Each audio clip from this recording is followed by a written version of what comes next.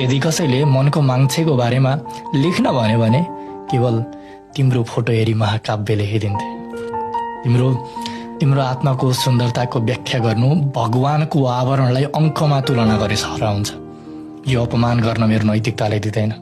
माया, सानो जिब्रो ठुलो बोली, खासै भन्नु केही छैन। मनमुटाव त बाटो जब अधुरा गर्दा हुन्छ।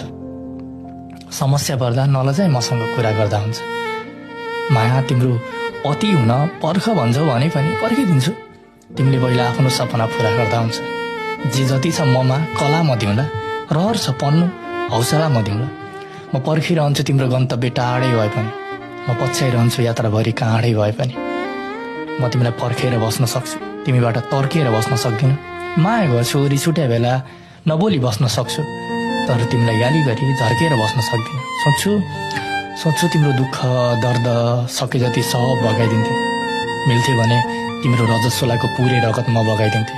तिमी आएपछि हेर्नु माया, तिमीलाई प्रेम सोचे भन्दा पनि हद गर्छौँ, किनकि हाम्रो घरमा भगवानलाई यसरी नै स्वागत गर्छौँ। कसैले आमा कि श्रीमती सोधे म भन्नुला आमा महान छिन्।